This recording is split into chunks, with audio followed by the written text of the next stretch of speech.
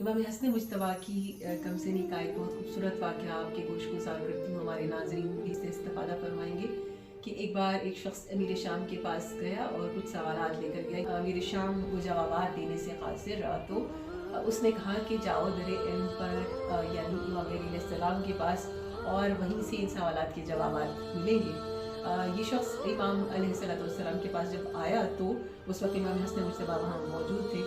इमाम ने पहचान लिया कि ये हमारे मदीना के लोगों में से भी नहीं पढ़ना ही शियान अली में से है। तो इमाम ने कहा कि तुम कहाँ से आए हो? बतलाना नहीं चाह रहा था कि वो कहाँ से आया है, लेकिन फिर इमाम ने जब इसरार किया तो उसने बताया कि मैं शाह रूम की तरफ से हूँ और आपका नॉलेज टेस्ट कर रहा हूँ। मैं देखना चाहता हूँ कि असल खलीफा तो रसूल कौन है।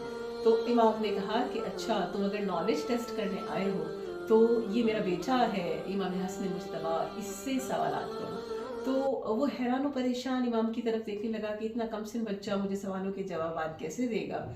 लेकिन इमाम हसन मुज्तबा ने उस शख्स की तरफ देखा और कहा, क्या आप सवाल खुद बतलाएंगे या मैं बतलाऊं? वो सवाल क्या थे जो उसने पूछे और इमाम ने जवाब दिए। उसमें से पहला सवाल ये था कि हक़ व बातिल के माबैन क्या फ़र्क है।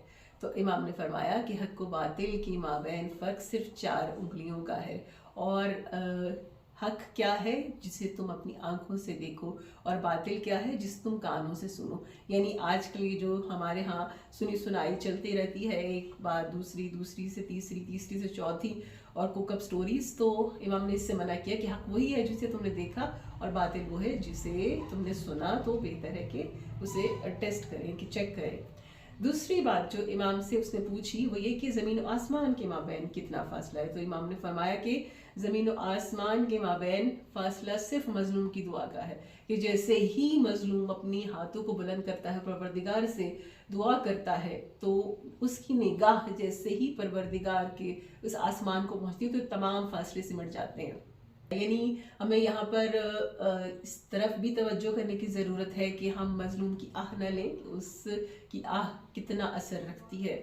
और फिर तीसरा उसका सवाल ये था कि ये कौसे कज़ा क्या है।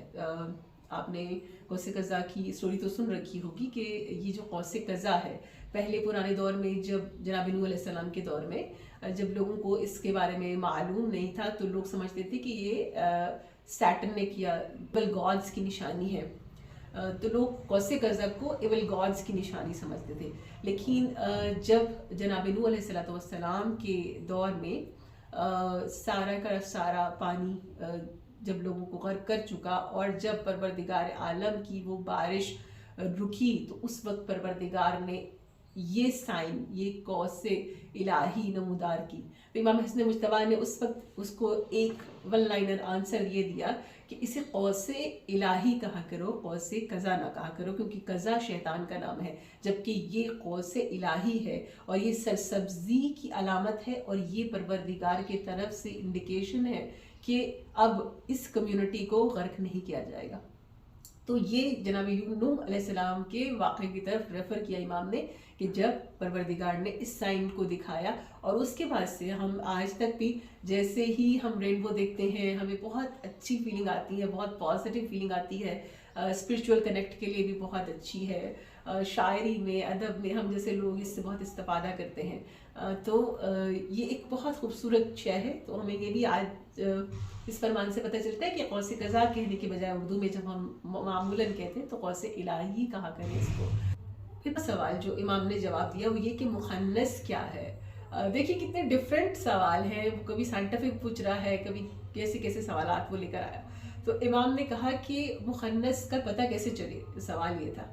तो इमाम ने कहा कि मुखन्नस का पता चलाने के लिए उसके बुलूग का इंतज़ार करना पड़ेगा। अगर उसको एहतलाम हो रहा है तो वो मर्द है, और अगर वो पीरियड्स होते हैं तो वो औरत है। फिर मौलाना ने कहा अगर ये निशानी भी क्लियर नहीं हो रही है तो फिर उसके चेस्ट और उसके उठान को, जिसे आप कहते हैं, वो देखा जाएगा कि वो किसकी तरफ माइल है, बिरादरान की तरह है या खाहरान की तरह है, वो फिर देखा जाएगा। फिर तीसरा इमाम ने कहा कि ये देखा जाएगा, उसे कहो कि यूरिनेट करे, और जब वो यूरिनेट करेगा तो अगर धार सीधी है, यानी देखिए कि कैसी कैसी चीज़ें इमाम अलैहिस्सलाम इतने बचपने में बतला रहे हैं کہ اگر وہ یورینیٹ کرے اور دھار سیدھی جائے تو وہ مرد ہے، اور اگر اس کی دھار اونٹنی کی دھار کی طرح نیچے کی جانب آئے تو وہ عورت ہے۔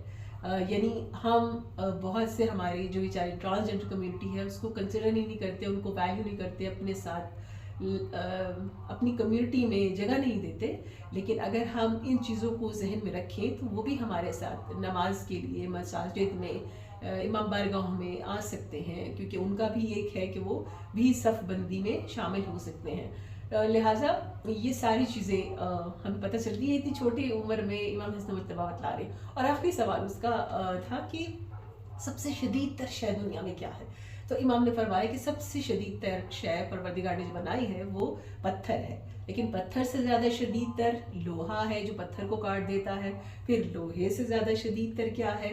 لوہے سے زیادہ شدید تر آگ ہے جو لوہے کو پگھلا دیتی ہے۔ اور پھر آگ سے شدید تر کیا ہے؟ آگ سے شدید تر پانی ہے جو اسے بجھا دیتا ہے۔ پھر پانی سے زیادہ شدید تر کیا ہے؟ پانی سے زیادہ شدید تر وہ ہوا ہے جو پانی کو لیے پھرتی ہے۔